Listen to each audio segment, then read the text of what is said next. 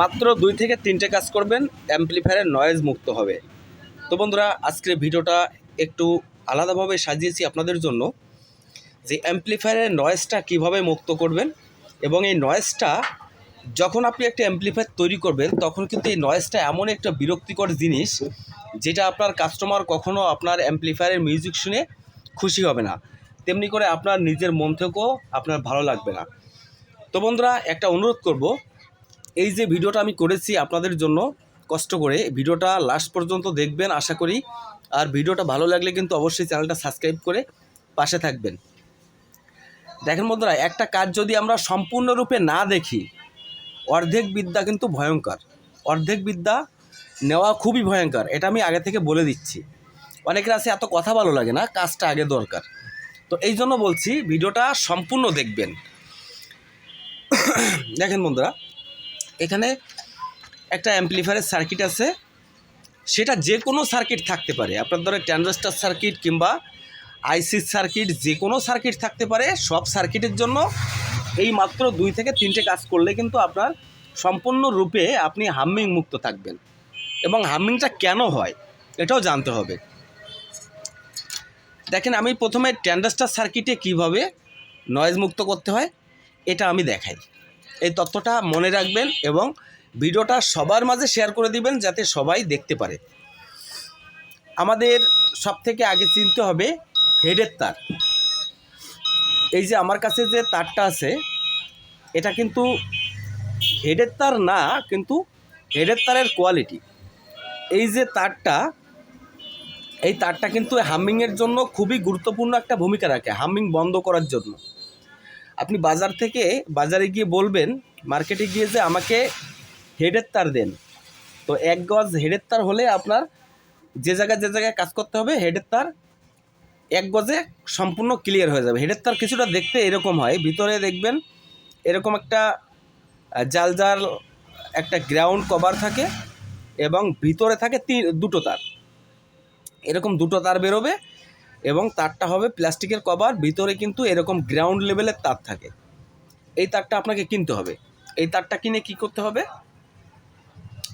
এই তারটা কিনে আপনাকে সরাসরি দেখেন, এখানে কিন্তু আমরা কি করি, এখানে অডিও ইনপুট আমাদের বেসবোর্ড থেকে মোবাইলের কানেকশন কোনটা, মোবাইলের কানেকশন এখানে আছে।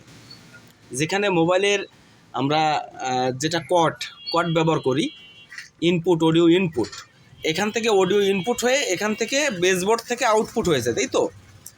এখন বেসবোর্ড থেকে যে আউটপুট তারটা এসেছে, এই যে তারটা, এই তারটা কিন্তু আপনাকে হেডের তার ব্যবহার করতে হবে। এখানে সরাসরি হেডের তার এইখানে ব্যবহার করতে হবে। এখানে যদি হেডের তার ব্যবহার করেন, তাহলে কি হবে, হামিং কিন্তু আপনার 50% বন্ধ হয়ে যাবে। এবার দেখেন, আমি যখন এই তারটা এখানে লাগাই দিই, যখন এখানে তারটা লাগানো থাকে তখন কিন্তু বোবো শব্দ হয়।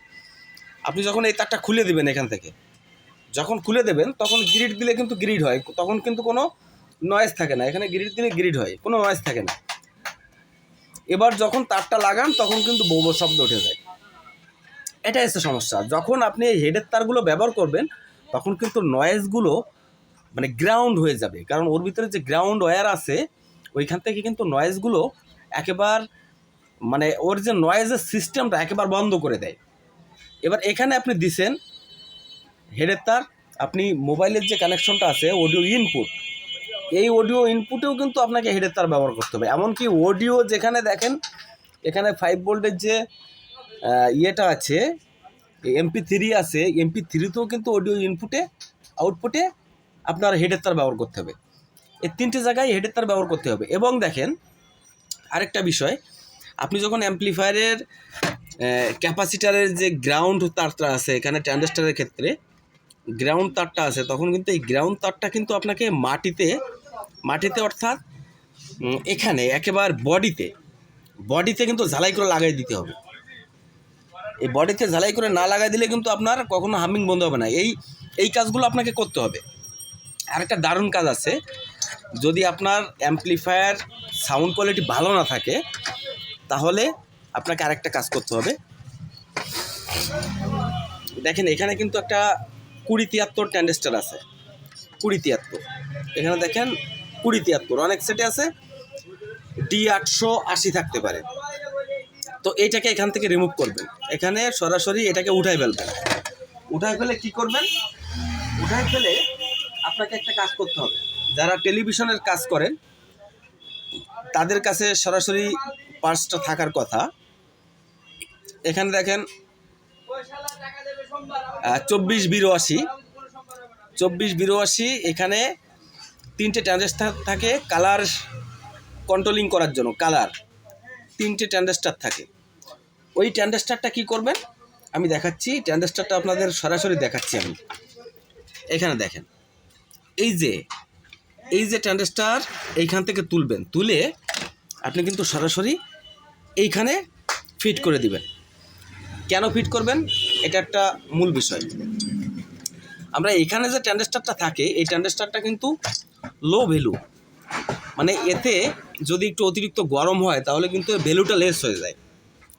আর যখন ভ্যালুটা লেস হয়ে যায় তখন কিন্তু আমাদের সাউন্ড কোয়ালিটি পরিবর্তন হয়ে যায়। যখন অ্যাম্প্লিফায়ারটা একটু গরম হয় তখন কিন্তু এই অডিও ইনপুট থেকেই প্রথমে সাউন্ডটা নষ্ট হয়ে যায়।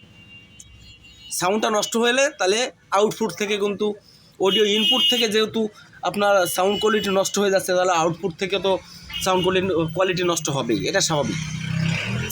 তো এখানে কি করবেন, ওই ট্রানজিস্টরগুলো লাগিয়ে দিবেন। আমি যেটা দেখিয়েছি এই ট্রানজিস্টরটা, একটা ট্রানজিস্টর তুলে লাগিয়ে দিবেন, কারণ এই ট্রানজিস্টরগুলো এত স্ট্রং, এগুলো কিন্তু 200 ভোল্ট পর্যন্ত এটা সহ্য করতে পারে। এটা কিন্তু সাধারণ কোনো ট্রানজিস্টর না, এটা কিন্তু গরম হলেও এর ভ্যালুটা লেস হয় না, মানে উন্নত মানের একটা ট্রানজিস্টর। তো এইটা যখন লাগিয়ে দিবেন তখন কিন্তু আপনি দেখবেন যে হামিং একেবারেই টোটালে নাই।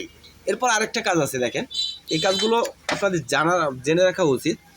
এখানে ফিল্টার করে অনেকে 2টো ক্যাপাসিটার দিয়ে, এখানে 2টো ক্যাপাসিটার দিয়ে ফিল্টারিং করলে কিন্তু তেমন ভালো ফিল্টারিং হবে না।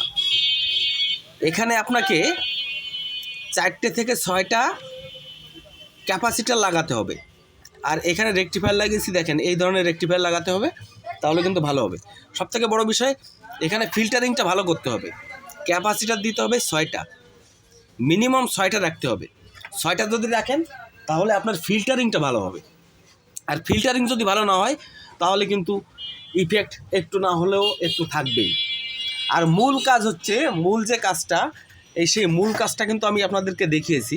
এখানে অডিও যে ইনপুট লাইনে এখানে কিন্তু আপনাকে হেডের তার ইউজ করতে হবে। এই হেডের তার কিন্তু সবথেকে ইম্পর্টেন্ট।